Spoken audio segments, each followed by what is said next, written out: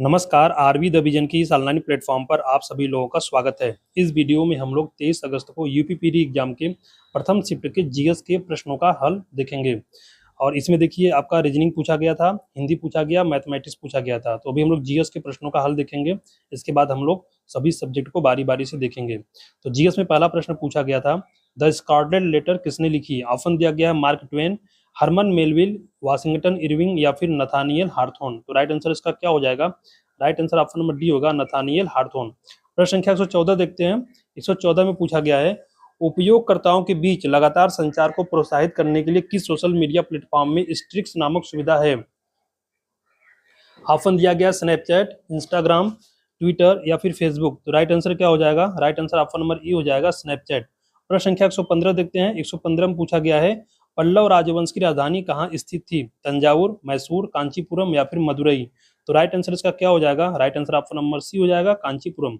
116 देखते हैं। 116 में पूछा गया है, वित्तीय स्थिरता बोर्ड एफएसबी क्या करता है? यह विकासशील देशों को वित्तीय सहायता प्रदान करता है, यह अपने सदस्य देशों के विदेशी मुद्रा भंडार का प्रबंधन करता है, यह दुनिया भर के केंद्रीय बैंकों के लिए ब्याज दरों को नियंत्रित करता है, या फिर यह वित्तीय स्थिरता सुनिश्चित करता है। तो right answer option number D हो जाएगा, यह वित्तीय स्थिरता सुनिश्चित करता है। आइए प्रश्न संख्या 117 देखते हैं। देखिए हम लोग क्या करेंगे, हम लोग प्रश्नों का व्याख्यात्मक हल नहीं देख रहे हैं, हम लोग बस आंसर देख रहे हैं। ठीक है, प्रश्नों का व्याख्यात्मक हल हम लोग बाद में देख लेंगे, अभी समय बहुत कम है, तो आप लोग सिर्फ और सिर्फ आंसर देखिए। 17 में पूछा गया कि जीएसटी के ब्रांड एम्बेसडर के रूप में कौन चुना गया था? दीपिका पादुकोण, शिल्पा शेट्टी, शाहरुख खान या फिर अमिताभ बच्चन। तो राइट आंसर क्या हो जाएगा? Right answer option number D हो जाएगा, अमिताभ बच्चन। प्रश्न संख्या 118 में पूछा गया है, निम्नलिखित में से कौन सी रेखा फ्रांस और जर्मनी के बीच की सीमा है? ऑप्शन दिया गया है के डब्ल्यू लाइन, 49वीं पैरेलल लाइन, सिगफ्रिड लाइन या फिर सिंगर लाइन। तो राइट आंसर इसका क्या हो जाएगा? Right answer option number C हो जाएगा, सिगफ्रिड लाइन। आइए प्रश्न संख्या 119 देखते हैं। 119 में पूछा गया है, विदेशी व्यापार महानिदेशालय DGFT किस मंत्रालय के अंतर्गत आता है? सूक्ष्म लघु और मध्यम उद्यम मंत्रालय, विदेश मंत्रालय, वित्त मंत्रालय या फिर वाणिज्य एवं उद्योग मंत्रालय। तो right answer option number D हो जाएगा, वाणिज्य एवं उद्योग मंत्रालय। आइए प्रश्न संख्या 120 देखते हैं। परमाणु ऊर्जा के उत्पादन के लिए कौन सा तत्व आवश्यक है? सिलिकॉन, हाइड्रोजन, कार्बन या फिर यूरेनियम। तो आप सभी लोग को पता है किसकी जरूरत पड़ती है? यूरेनियम की जरूरत पड़ती है। Right answer option number D हो जाएगा। प्रश्न संख्या 121 देखते हैं, 121। इसमें पूछा गया है, नोएडा उत्तर प्रदेश के किस जिले के अंतर्गत आता है? बुलंदशहर, मथुरा, गाजियाबाद या फिर गौतम बुद्ध नगर। तो आप सबको पता है गौतम बुद्ध नगर, ऑप्शन नंबर डी। प्रश्न संख्या 122 देखते हैं। 122 में पूछा गया है, विश्व डाक दिवस कब मनाया जाता है? 3 अक्टूबर, 15 अक्टूबर, 10 अक्टूबर या फिर 9 अक्टूबर। तो right answer option number D हो जाएगा, 9 अक्टूबर। आइए प्रश्न संख्या 123 देखते हैं। इसमें पूछा गया है कि जून 2024 तक संघ गृह मंत्रालय का प्रमुख कौन है? यानी पूछा गया कि गृह मंत्री कौन था या कौन है? नरेंद्र मोदी, राजनाथ सिंह, नित्यानंद राय या फिर अमित शाह। तो राइट आंसर क्या हो जाएगा? अमित शाह, तब भी थे और अब भी है। आइए प्रश्न संख्या 124 में देखते हैं क्या पूछा गया है। इसमें पूछा गया है कि इंडियन नेशनल कांग्रेस की स्थापना किस वर्ष हुई थी? 1905, 1947, 1857, 1885। Right answer option number D हो जाएगा, 1885। 1857 में का विद्रोह हुआ था, 47 में देश आजाद हुआ और 1905 में फदोसी आंदोलन हुआ बंगाल में। आइए प्रश्न संख्या 125 देखते हैं। 125 में पूछा गया है, भारत का पहला हवाई अड्डा कहां पर स्थित था? मद्रास चेन्नई में, बॉम्बे मुंबई में, दिल्ली या कलकत्ता कोलकाता में। तो राइट आंसर क्या हो जाएगा? Right answer option number B हो जाएगा, बॉम्बे यानी कि मुंबई में।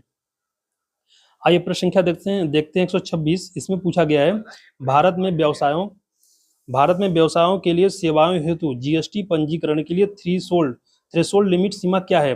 20 लाख रुपए, 50 लाख रुपए, 5 लाख रुपए या फिर 10 लाख रुपए। तो इसका राइट आंसर क्या हो जाएगा?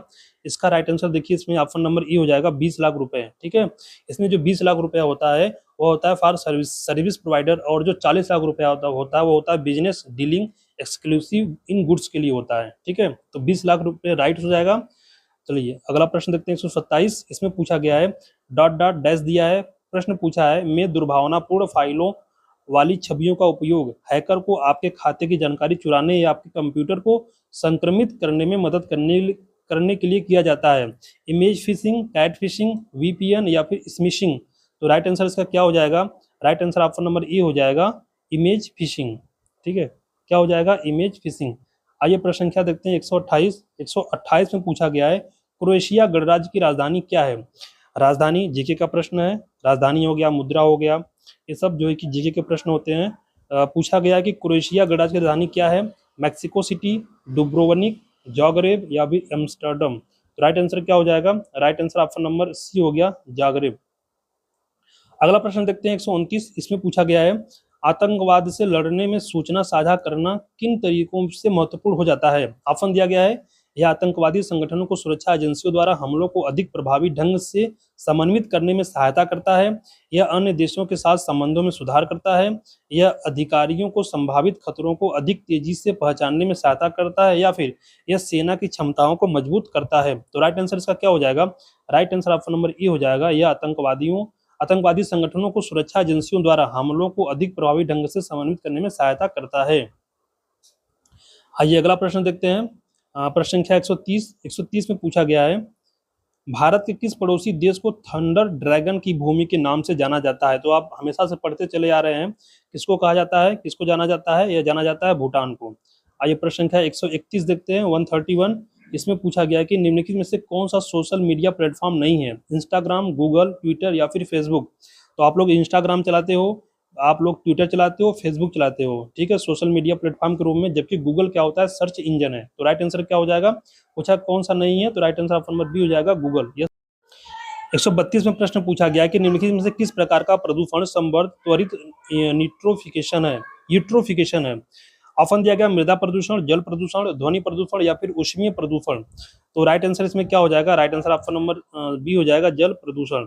चलिए अगला प्रश्न पूछा गया 133, इसमें पूछा गया है 1946 के विमुद्रीकरण के दौरान आरबीआई के गवर्नर कौन थे, उर्जित पटेल, शक्तिकांत दास, चिंतामणि द्वारकानाथ देशमुख या फिर डी सुब्बा राव। तो राइट आंसर क्या हो जाएगा, right answer option number C हो जाएगा, चिंतामणि द्वारकानाथ देशमुख यानी सी डी देशमुख। ठीक है, 134 देखते हैं, 134 में पूछा गया है भारतीय संविधान का कौन सा भाग राज्य की नीति निर्देशक सिद्धांतों से संबंधित है, भाग 4, भाग 5, भाग 2 या फिर भाग 3। तो राइट आंसर क्या हो जाएगा, राइट आंसर ऑप्शन नंबर ई हो जाएगा, भाग 4। चलिए अगला प्रश्न देखते हैं 135, इसमें पूछा गया है पुस्तक अ लाइफ मिस स्पेंट किसके द्वारा लिखी गई थी, जवाहरलाल नेहरू, सूर्यकांत त्रिपाठी निराला, महादेवी वर्मा या फिर मैथिली शरण गुप्त। राइट आंसर क्या हो जाएगा, राइट आंसर ऑप्शन नंबर हो जाएगा, option number B, Suryakant Tripathi Nirala ji. ठीक है, आइए प्रश्न संख्या देखते हैं 136, इसमें पूछा गया है आसमान के नीलेपन का मुख्य कारण क्या है, वायु के अणुओं द्वारा सूर्य के प्रकाश का प्रकीर्णन यानी बिखराव, श्वेत प्रकाश का प्रकीर्णन यानी बिखराव, जल वाष्प की उपस्थिति या फिर वायु के कारण नीले प्रकाश का अवशोषण। तो राइट आंसर क्या हो जाएगा, राइट आंसर ऑप्शन नंबर ई हो जाएगा, वायु के अणुओं द्वारा सूर्य के प्रकाश का प्रकीर्णन या बिखराव। आइए अगला प्रश्न देखते हैं 137, पूछा गया है रमन सुब्बा राव जिनका हाल में निधन हो गया किस खेल से जुड़े थे, क्रिकेट, टेबल टेनिस, फुटबॉल या फिर हॉकी। तो राइट आंसर ऑप्शन नंबर ई हो जाएगा, क्रिकेट, ये जो कि इंग्लिश क्रिकेटर थे। ठीक है, आइए प्रश्न संख्या 138 देखते हैं प्रायद्वीपीय भारत की सबसे लंबी नदी का नाम क्या है, गोदावरी, कृष्णा, महानदी या फिर नर्मदा। तो राइट आंसर ऑप्शन नंबर ई हो जाएगा, गोदावरी। आइए प्रश्न संख्या देखते हैं 139, इसमें पूछा गया है एनएचआरसी का पूर्ण रूप क्या है, national humanity rights commission India, national human rights commission India, national human rights commission India या फिर natural human rights commission India. तो राइट आंसर इसमें क्या हो जाएगा, right answer option number C हो जाएगा, national human rights commission India. आइए प्रश्न संख्या देखते हैं 140 में पूछा गया है कि वर्ष 1985 को कौन सा अंतर्राष्ट्रीय वर्ष घोषित किया गया था, बच्चे, महिला, दृष्टिहीन या फिर युवा। तो right answer option number D हो जाएगा, युवा। 141 देखते हैं, इसमें पूछा गया है अनुसंधान विधियां उत्तरदाताओं की प्रतिक्रियाओं के आधार पर उनसे गहन और आगे की जांच और पूछताछ करने में सहायता करती है, किसकी, मिश्रित, गुणात्मक, एक्शन या फिर मात्रात्मक। तो गुणात्मक अनुसंधान विधियां। ठीक है, तो right answer option number B हो जाएगा, गुणात्मक अनुसंधान विधियां उत्तरदाताओं की प्रतिक्रियाओं के आधार पर उनसे गहन और आगे की जांच और पूछताछ करने में सहायता करती है। आइए प्रश्न संख्या देखते हैं 142, इसमें पूछा है BRI का पूर्ण रूप क्या है, what is the full form of BRI, belt and road initiative, basic and road initiative, belt and resource initiative या फिर बेल्ट एंड रिपब्लिक इंडस्ट्री। तो right answer option number A हो जाएगा, बेल्ट एंड रोड इनिशिएटिव। आइए प्रश्न संख्या देखते हैं 143 में पूछा गया है डॉट डॉट डॉट डैश दिया है स्टार्टिंग में, फिर पूछा गया है कि विशिष्ट व्यक्तियों को उस संगठन की सुरक्षा की खतरे में डालने की कोशिश करता है जिसके लिए वे काम करते हैं, spamming, spear phishing, cyber stalking या फिर स्निकिंग। तो राइट आंसर क्या हो जाएगा, right answer option number B हो जाएगा, स्पीयर फिशिंग। ठीक है, अगला प्रश्न देखते हैं 144 में पूछा गया है, पहली बार राष्ट्रीय कृषि नीति कब घोषित की गई? मार्च 2004, जनवरी 2004, जुलाई 2000 या फिर मार्च 2002? तो right answer option number C हो जाएगा, जुलाई 2000। 145 में पूछा गया है, वर्ष डैश दिया गया है में अंतर्राष्ट्रीय मानवाधिकार कानून के प्रवर्तन के लिए संयुक्त राष्ट्र मानवाधिकार आयोग को संयुक्त राष्ट्र मानवाधिकार परिषद द्वारा प्रतिस्थापित किया गया। कब किया गया? 2006, 1998, 2000 या फिर 2001? तो राइट आंसर इसका क्या हो जाएगा, right answer option number A हो जाएगा 2006, 2006।